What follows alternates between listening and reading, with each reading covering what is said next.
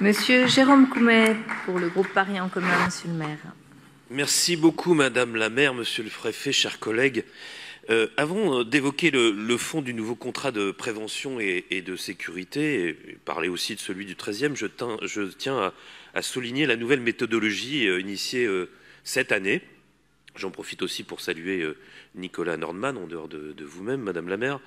Et la police municipale a été créée avec une forte exigence de décentralisation vers les arrondissements. Et la même exigence a été appliquée au contrat de prévention et de sécurité. En effet, c'est le contrat parisien qui s'est inspiré des contrats d'arrondissement et non l'inverse. Et cette année, donc, la logique est donc inversée et je m'en félicite. Et il s'agit d'un contrat de prévention et de sécurité, j'insiste sur cette dénomination, mais permettez-moi de rappeler, ce matin, j'étais sur la route de l'hôtel de ville, je suis reparti parce qu'il y avait une alerte à la bombe dans une école. Bon. Tout ça pour dire que dans notre quotidien de maire, que ce soit pour vous, Madame la maire, ou pour les maires d'arrondissement, évidemment, la question de la sécurité est essentielle. C'est pas tant sur nos compétences institutionnelles directes, mais évidemment, c'est un de nos sujets d'action et de préoccupation majeure. Et on parlait de prévention et de sécurité, et là aussi, nous sommes suffisamment intelligents, me semble-t-il, en tout cas, du moins, je l'espère, pour ne pas revenir à l'éternel et stupide lieu commun qui consiste à considérer que la prévention sera un outil de gauche et la sécurité un outil de droite, car nous devons travailler ensemble et conjointement sur ces deux notions. Puis de la même façon, on peut saluer aussi le fait d'avoir positionné cette police municipale, cette nouvelle police municipale, notamment sur les irritants du quotidien qui étaient trop délaissés. Une fois que j'ai dit ça, le contrat de prévention et de sécurité n'est pas symbolique. Il nous permet de fixer des priorités, de rendre compte, et il nous oblige devant les Parisiennes et les Parisiens. Et bien entendu, nous n'avons pas entendu le contrat pour répondre aux problématiques de sécurité qui se posent à nous, élus locaux, chaque jour. J'y faisais allusion, en lien évidemment avec le commissariat, la police municipale et encore les éducateurs de prévention. Mais ce contrat permet néanmoins de proposer des solutions et des dispositifs concrets pour répondre à des enjeux d'envergure. Et je souhaite partir d'exemples très concrets parce que ça éclaire plus que des grands effets de manche. Et pour ce faire, la ville de Paris notamment a proposé la tenue de Cénomèdes, c'est d'échanges nominatifs pour les mineurs en difficulté, notamment sur la prévention de la délinquance, qui permet de repérer les situations avant que les adolescents, parfois des enfants d'ailleurs, tombent dans la délinquance au sens judiciaire du terme. Je pense que c'est important d'en parler parce que ce travail de fond est tout à fait essentiel. De la même façon, le développement du travail d'intérêt général a été également ajouté avec le dispositif « Tu casses, tu répares ».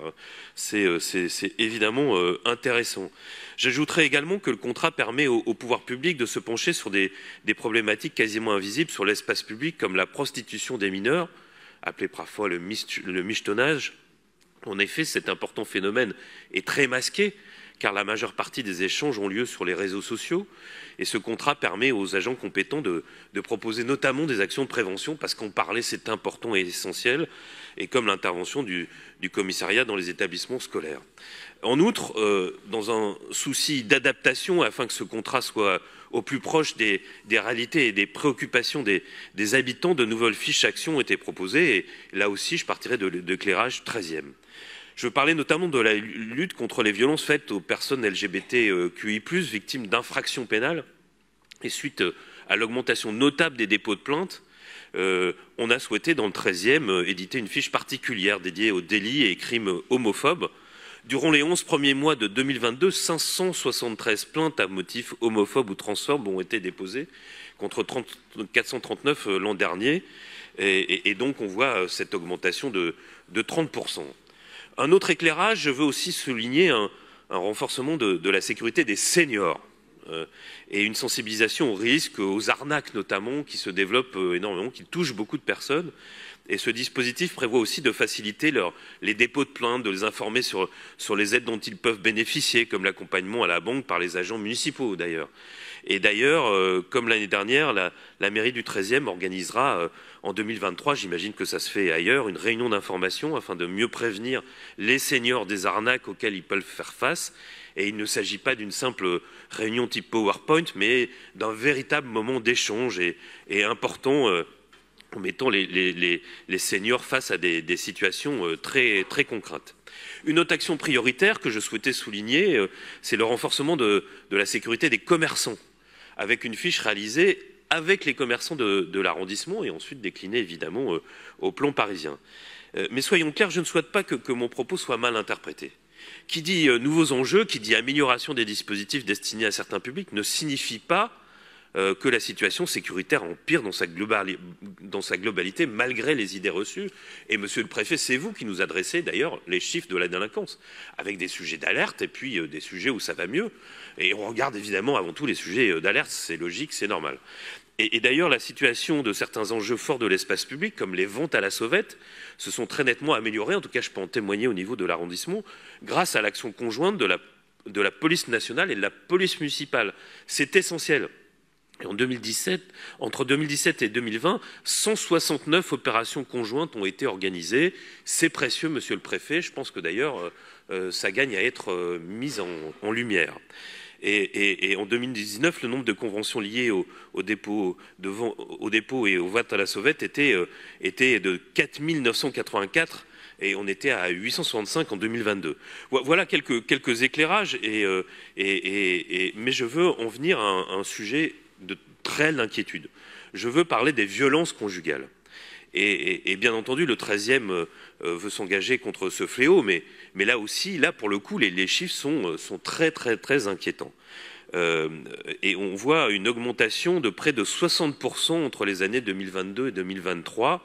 La moyenne lycée montre une augmentation de 50% sur plusieurs années. Alors, bon, la part de la liberté de l'ouverture de la parole, évidemment, doit en faire partie, mais ces chiffres sont quand même horrifiants et doivent nous obliger.